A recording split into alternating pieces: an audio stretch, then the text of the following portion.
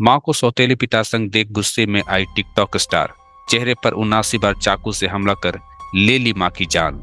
कई कारणों की वजह से कई बच्चों का बचपन मायूसी में बीतता है। उनके माता पिता के साथ उनके संबंध भी अच्छे नहीं रहते, जिसकी वजह से बच्चे सही रास्ते से भटक जाते हैं और कुछ ऐसा कर बैठते हैं जिसकी कोई कल्पना भी नहीं करना चाहेगा। दरअसल टिकटॉक पर चर्चित इसाबेला गुजमैन अपनी मां की हत्या के मामले में अदालत में पेश होने के बाद सुर्खियों में आ गई। आपको बता दें कि इसाबेला के टिकटॉक पर कई फॉलोअर हैं जिन्हें इसाबेला के लुक्स बहुत पसंद है। बता दें, कोलोराडो इसाबेला गुजमैन ने अपने घर पर अपनी मां पर 79 बार चाकू से वार कर उन्हें मौत के घाट उतारा था। उस समय उसकी उम्र महज 18 वर्ष थी। बचपन से ही आम बच्चों की तरह नहीं था व्यवहार। आपको बता दें कि मामले से जुड़ी जांच में दावा किया गया है कि गुजमैन अपने क्षेत्र के अन्य बच्चों की तरह नहीं थी।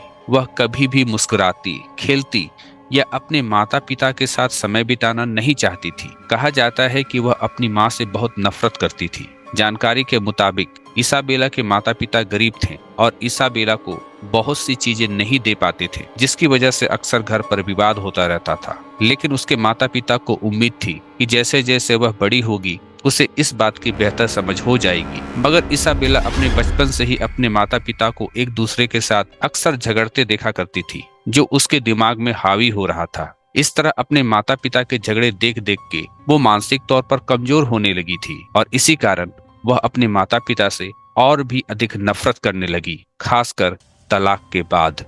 सौतेले पिता रेयान होय को देखने के बाद मां से और नफरत बढ़ी। जानकारी के मुताबिक पिता के घर छोड़ने के बाद वह अपनी मां के साथ रह रही थी और अब तक उन दोनों के रिश्ते में सुधार नहीं आया था। रिश्ता तब और खराब हो गया जब उसकी मां यूं ही अपने प्रेमी रेयान होय को घर ले आई। इसाबेला ने रेयान होय को कभी नहीं अपनाया।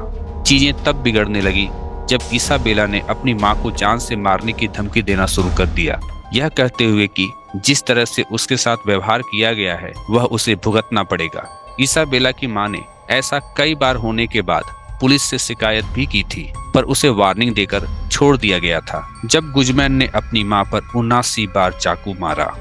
जानकारी के मुताबिक एक रात रिचर्ड कथित तौर पर इसाबेला से उसके व्यवहार के बारे में बात करने के लिए बगीचे में ले गया और जिसके बाद रिचर्ड को लगा कि अब सब कुछ ठीक हो जाएगा। लेकिन अगले दिन 28 अगस्त 2013 की शाम को यू मी होए रात करीब 9:30 बजे काम से घर आई। उसने अपने पति रेयान होए से कहा कि वह नहाने के लिए ऊपर जा रही है, लेकिन जल्द ही उसने एक तेज आवाज और फिर भयानक चीखें सुनी। रेयान होए ऊपर की ओर दौड़े। उसने इसाबेला गुजमैन को बाथरूम का दरवाजा बंद करते हुए देखा। उसने दरवाजा खोलने की कोशिश की, लेकिन गुजमैन ने उसे बंद कर दिया था। जब उसने दरवाजे के नीचे खून देखा तो वह 911 पर कॉल करने के लिए नीचे भागा। जब रेयान वापस आया तो उसने अपनी पत्नी को जेहोवा कहते हुए सुना। तभी रेयान ने देखा कि गुजमैन ने खून से सने चाकू पकड़े दरवाजा खोला। रेयान बाथरूम में चला गया। उसने यूमी को चाकू के घावों से लथपथ फर्श पर नग्न अवस्था में पाया। उसने उसे बचाने की कोशिश की, लेकिन वह पहले ही मर चुकी थी। भेजा गया पागल खाने। आपको बता दें कि मामले की जांच में पता चला कि इसाबेला सिजोफ्रेनिया से पीड़ित थी। उसने जांचकर्ताओं को बताया कि उसके सिर में गूंज रही आवाजें उसे नियंत्रित कर रही थी। 18 वर्षीय इसाबेला ने कहा कि उसे लग रहा था कि उसकी मां सेसिलिया नाम की एक महिला थी जिसे दुनिया को बचाने के लिए मारना जरूरी था। आपको जानकारी दे दें कि एक जज ने पागलपन की याचिका स्वीकार कर ली और गुजमैन को पुएब्लो में कोलोराडो मानसिक स्वास्थ्य संस्थान भेज दिया गया। साल 2020 में 7 साल बाद इसाबेला ने यह दावा करना शुरू कर दिया कि वह पूरी तरह ठीक हो चुकी है और आम समाज का हिस्सा बनने के लिए तैयार है। उसने CBS 4 को बताया कि उसकी मानसिक स्थिति ठीक हो गई है। उसने कहा, जब मैंने ऐसा किया तो मैं खुद नहीं थी, लेकिन मैं पूरी तरह से स्वस्थ हो गई हूँ। उसने यह भी कहा कि अगर वह इसे बदल सकती या सब कुछ ठीक कर सकती तो वह ऐसा जरूर करती।